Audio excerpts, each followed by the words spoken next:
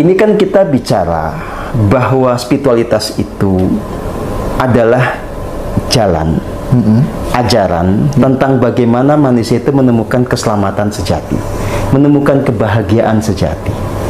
Pada awalnya ini tidak dilembagakan. Ya, seperti saya misalnya nih ya. Saya bisa nggak buat agama kalau mau? Saya bisa, Mas. Ya. Itu kan soal nanti laku apa tidak aja.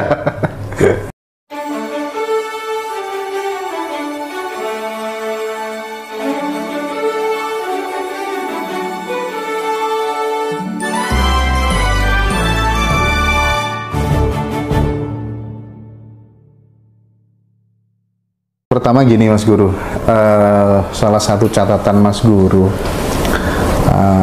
ada sebuah pertanyaan retoris begitu, bisakah manusia hidup tanpa agama? Nah, gimana itu Mas penjelasannya coba? Ya, saya mengajak semua orang untuk menggunakan nalar sehatnya, dan kita berangkat dari fakta saja. Ya, faktanya kan memang banyak orang tidak beragama, ya tetap hidup kan. Tapi kalau orang nggak makan, nggak minum dalam jangka waktu tertentu, atau tidak bernafas, mati. Itu fakta, nggak bisa dibantah. Hal yang paling simpel yang kita bisa buktikan bersama kan. Gitu. Iya. Iya. Dan ya, kalau mau dikembangkan lebih lanjut ya. Apakah kalau orang-orang itu tidak beragama? Seperti binatang? Seperti binatang. Ya, saya menjawabnya begini. Masalahnya apa kalau jadi binatang? Ikan koi itu nggak beragama kan, faktanya kan. Kita bisa lihat dengan nyata. Ikan koi begitu hidupnya. Iya. Nggak ada ceramah agama di sana. Mereka nggak pernah ritual kan ikan koi itu. Tapi kan ikan koi tidak pernah membuat kerusakan. Dia hidup dalam kedamaiannya. Nah, tapi kalau kita bicara tentang manusia, faktanya adalah, saya sering ke Eropa, Mas. Ya, secara faktual, agama tidak terlalu berpengaruh di sana. Tapi coba lihat bagaimana sistem sosial mereka, bagaimana lingkungan mereka. Mereka lebih menghormati sungai, lebih menghormati hutan. Dan itu bukan soal agama. Dalam beberapa kasus mereka juga lebih humanis, dan itu bukan karena soal agama. Jadi secara faktual ya memang begitu. Ada dan tidaknya agama itu bukan variabel paling penting untuk memastikan sebuah komunitas, sebuah masyarakat itu berjalan dengan baik dan harmoni. Kita harus lebih kritis. Ya, gitu. Bukan berarti saya anti agama. Justru ini tantangan buat agama. Bisa nggak dia menampilkan realitas sesuai dengan idealitas yang diomongkannya? Gitu, Mas. Iya. Dan bisa juga kita ambil sebuah konklusi bahwa sebenarnya tokoh-tokoh yang dijadikan sebagai ikon dalam sebuah agama itu bisa jadi mereka sebenarnya juga tidak beragama ya, Mas Guru. Nah, ini yang harus kita renungkan bersama. Saya kan mengungkapkan apa yang saya temukan. Ya. Contoh, Yeshua HaMashiach atau Yesus yang kemudian menjadi ikon dari kekristenan. Emang agamanya Kristen? Kan enggak. Apakah dia Yahudi juga? Ya enggak juga. Justru Yesus datang itu untuk mengkritisi institusi agama ya, yang dipimpin oleh para rabi, yang itu justru kehilangan spirit humanisnya, kehilangan sentuhan yang esensial dari jalan spiritual. Nah, agama itu kan datang belakangan dengan mendayagunakan ikon tadi. Tokoh itu diikonisasi, tapi tokoh-tokoh itu tidak membuat agama sejatinya. Itu sih yang saya mengerti. Misalnya Tao, ya, ini kan jalan spiritual yang memang dirumuskan oleh Lao Tse salah satunya. Tapi apakah Lao Tse mendirikan agama? Enggak. Nah, bahwa di kemudian hari ada yang dikatakan sebagai agama Tao, itu enggak ada urusannya dengan Lao Tse. Ini adalah inisiatif, kreativitas dari manusia di generasi berikutnya. Sesederhana itu, Mas. Dan bisa jadi banyak nuansa kepentingan bagi orang-orang yang Ya, itu yang kita bisa tangkap ya. Kalau kita menggunakan kajian-kajian kritis terhadap fenomena agama, itu pasti akan punya kesimpulan begitu. Ya, dan itu tidak berlaku hanya kepada satu agama. Nyaris semua agama itu adalah fenomena sosial politik ekonomi. Oke. Gitu. Bukan sesuatu yang sifatnya spiritual murni. Ya, oke. Ya, Ya, ini gitu, penting Mas. saya tanyakan untuk membangun Sekarang kita alat bicara di kritis Indonesia kita ya, Mas ya. Sejak kapan ya ada agama Hindu? Kalau jenengan tanya kepada orang-orang tua di Bali, apakah pada tahun 50-an, tahun 40-an mereka kenal yang namanya agama Hindu? Ya, mereka itu hanya kenal ya apa yang disebut sebagai Sanata Dharma atau agama Tirta. Nah, menjadi agama yang mengikuti sebuah rumus tertentu harus punya kitab suci, ada nabi, itu kan peristiwa tahun 65 ke sini. Gitu. Iya. Jadi apa sebetulnya yang terjadi gitu ya. Jadi ya memang sekali lagi agama itu adalah harus kita akui sebagai fenomena sosial politik ekonomi gitu. Bahwa agama itu kemudian punya ajaran kebajikan, ya kita tidak bisa mengingkari ya. Nah, justru siapapun yang memang masih mau bergelut dengan agama, menjadi pemeluk agama, dia harus menemukan esensi dari ajaran itu gitu. Harus sampai pada satu titik yang ditekuninya adalah jalan spiritual yang menjadi esensi dari agama itu. Tidak kemudian terkungkung oleh aspek-aspek lain yang sebetulnya tidak mendukung tujuan utama dari jalan spiritual tadi. Bisa disimpulkan bahwa spiritualitas lebih tinggi daripada agama. Gini Mas, ini kan kita bicara bahwa spiritualitas itu adalah jalan, ajaran tentang bagaimana manusia itu menemukan keselamatan sejati, menemukan kebahagiaan sejati. Pada awalnya ini tidak dilembagakan. Ya, seperti saya misalnya nih ya. Iya. Saya bisa nggak buat agama kalau mau? Saya bisa, Mas. Ya. Itu kan soal nanti laku apa tidak aja. Tetapi saya dengan sadar menegaskan bahwa kita itu tidak mau bikin agama. Saya hanya mengajarkan yang disebut sebagai spiritualitas. Mau agamanya apapun, saya ajak untuk kembali kepada yang esensi. Gitu. Nah, soal lebih tinggi atau lebih rendah, ya sebetulnya bukan itu di intinya. Tetapi siapapun juga kita beragama atau tidak membutuhkan yang disebut sebagai spiritualitas. Siap. Ya. Dan faktanya adalah banyak orang berspiritual tanpa label agama. Iya. Ya, misalnya gini, kita kembali ke tadi ya. Saya beberapa kali berkunjung ke negara-negara Skandinavia. Ya. Bagaimana penghormatan akan hutan, sungai, tanah itu terbilang tinggi, ya. Ini spiritual bukan? Ini spiritual, Mas. Tapi apakah mereka mengkaitkan ini dengan agama? Tidak. Ya, gitu sih, Mas. Oke.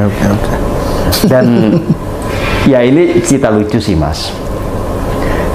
Saya kan memang latar belakangnya itu kan dari keluarga Muslim ya. Sekalipun kalau dari jalur kakek nenek pihak bapak itu ada yang agama lokal, disebutnya agama Peransuh, pusatnya di Muntila ya. Nah, orang-orang bertanya pada saya, Pak Setio ini Muslim atau bukan? Ya. Saya jawab, saya ini Muslim sejati, tetapi keberislaman saya sama sekali tidak mengikuti kriteria dan konsep yang ada di pikiran Anda semua. Loh, bagaimana Keren. bisa? Sekarang begini, ya. Inti ajaran Islam itu apa sih? Syahadat kan? Kita sebelum masuk kepada keberislaman itu harus bersyahadat. Syahadat itu apa? Penyaksian. Nah, saya ketika bicara tentang Tuhan, tentang Rabbul Alamin, itu dasarnya adalah penyaksian. Penyaksian yang saya dapatkan lewat Apa yang kalau dalam bahasa tasawuf disebut sebagai zikir nafas. Saya menyadari penuh nafas saya, menyadari ada ar-Rahman ar-Rahim dalam nafas saya. Dengan itu saya menyaksikan keberadaan Tuhan yang nyata. Berarti apa? Saya bersyahadah, bukan sekedar percaya, karena sebetulnya rukunnya itu syahadah. Menyaksikan. Menyaksikan. Nah, dari situ ya saya menyadari bahwa manifestasi Tuhan yang paling nyata ya ada di kolbu saya, yang dalam bahasa tasawuf disebut sebagai Nur Muhammad. Inilah menjadi sumber Rahman dan Rahim dari setiap orang, dan saya hidup setia dengan itu. Saya tunduk patuh pada Tuhan yang nyata. Maka saya adalah seorang Muslim, orang yang berserah diri, orang yang patuh. Tuh. Iya benar tuh. Tidak berislamnya di mana? Saya tidak berislam mengikuti konsep Anda, bukan mengikuti kesejahteraan di Islam itu sendiri. Dari keterangan ini saya teringat statementnya Sabrang ya. Sabrang itu vokalisnya Leto, Noe itu ya. Secara substansial agama apa saja itu sebenarnya Muslim. Oh iya, dalam makna yang terdalam tentang keberserahan diri. Betul. Karena semua agama, atau sebetulnya lebih tepatnya semua ajaran spiritual itu mengajarkan itu. Iya. Gitu. Oke. Sama dengan misalnya kalau kita bicara tentang ajarannya Yeshua HaMashiach, apa sih intinya? Sadari keberadaan Sang Roh Kudus yang bertahta di relung hati. Bagaimana caranya? Ini missing linknya sebetulnya. Satu-satunya cara menyadari Roh Kudus adalah dengan keheningan. Siapapun yang menyadari Roh Kudus, dia akan kenal Sang Bapa. Siapapun yang dia menyadari Roh Kudus di dalam relung hatinya melalui penyadaran akan nafasnya, dia akan mengerti kasih yang paling murni, dan dia hidup dengan kasih murni itu. Itu intisari dari ajaran Yesus. Dan kalau kita mau betul-betul menelusuri ya, apa sih ya yang esensi dari semua tradisi, ya itu mas, yang memastikan keselamatan cuma itu. Itulah. Iya. Jadi intinya berbagai macam agama dipelajari, dikaji sama Mas Guru ya. Jelas ya. Jelas. Islam aja kan ada banyak mazhab ya, ada banyak sekte, ada banyak aliran. Saya nyicipin kok mas, mulai dari Islam gaya TKS, kalau dulu namanya tarbiyah kan, saya ikut liko, benar. Kan? Ikut liko ya. Ikut liko dulu. Saya pernah itu ngalamin. Gitu. Ya, habis itu geser kita nyicipin yang namanya kalau liko itu tahrir. Salamnya tuh gini Mas Guru. Gini Akhwan dan akhi. Ikhwan akhwat gitu ya. Aduh ya pokoknya gitulah. Iya. Nah, banyaklah perkembangan-perkembangan yang kemudian terjadi ketika saya mengikuti alur inilah. Gitulah. Oke. Lalu kira-kira apakah agama itu bisa menjamin keselamatan jiwa manusia, Mas? Nah, ini yang saya jawab tegas. Afiliasi pada kelompok apapun, pada organisasi apapun, pada institusi apapun tidak bisa menjamin keselamatan. Keselamatan ini adalah sesuatu yang harus kita mengerti dalam konteks hukum kosmik. Ya, kalau menggunakan bahasa Arab kan sunatullah atau the law of universe. Jadi Anda mau labelnya apa, Anda gabung sama institusi apapun, bahkan saya bilang pada teman-teman yang gabung dengan Pusat Matahari, Anda gabung di PM, itu tidak ada jaminan keselamatan. Anda jadi murid saya, tidak ada jaminan keselamatan. Keselamatan itu yang memastikan dapat dicapai oleh kita adalah ketika kita betul-betul menjalankan keheningan, terhubung kepada yang ilahi dalam diri, betul-betul mengalami purifikasi jiwa, dan akhirnya kita bertransformasi. Dan salah satu aspek transformasi itu kemudian kita mengalami bahagia yang nyata secara konsisten. Kita terbebas dari roda samsara atau lingkaran penderitaan. Itulah keselamatan yang nyata. Dan ini nggak ada hubungannya dengan kita gabung sama lembaga apa. Ya, saya makanya bilang gitu pada teman-teman itu, jangan ngimpi Anda gabung PM pasti selamat. Nggak bisa. Gitu. Ya seperti kata Mas Hendra kan, kalau tidak tekun hening, zong. Iya, betul. Itu aja intinya. Anda mau apa aja silahkan. Yang penting esensi dari jalan keselamatan ini dijalankan. Itu aja sih mas. Nah, kan kita banyak ya melihat teman-teman yang mungkin gabung di PM itu dulu kan membawa sebuah konsep-konsep Tuhan yang menurut Mas Guru tuh ilusi gitu. Seperti apa sih? Konsep Tuhan yang ilusi ini, yang seperti apa? Murid saya kan macam-macam, Mas. Iya. Dan ada murid saya itu yang dulunya adalah seorang pastor. Tentu saja yang paling berat untuk diatasi oleh dia adalah konsep bahwa Yesua adalah Tuhan. Ya, Tuhan Yesus ya. Karena itu udah mendarah daging, dia kemana aja ngomongnya Tuhan Yesus kan. Gitu. Nah, saya harus apa adanya bahwa itu sebentuk ilusi.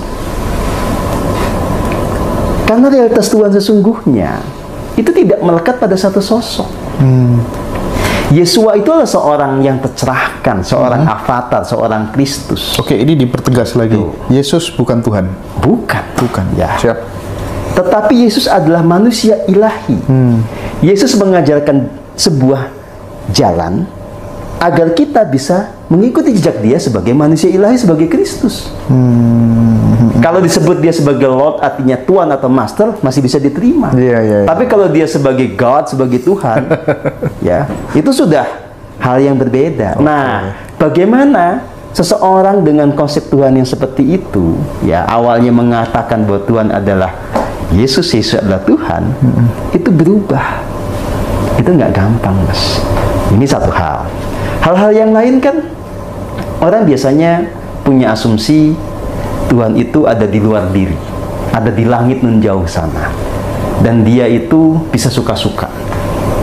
Kalau dia pengen kita kecemplung selokan, kita kecemplung selokan. Dia pengen kita mati minggu depan, matilah kita, ya gitu. Tanpa kita mengerti sebetulnya bagaimana rumusnya. Nah, tantangan saya adalah membongkar ilusi itu, menyadari realitas Tuhan yang nyata. Ya, gitu Mas Hendra. Dan ini memang pada akhirnya akan tercapai keterbebasan dari ilusi ini kalau orang itu mau tekun menjalankan keheningan, lalu mau betul-betul menggunakan logikanya secara kritis dan konsisten. Ya, contoh begini ya.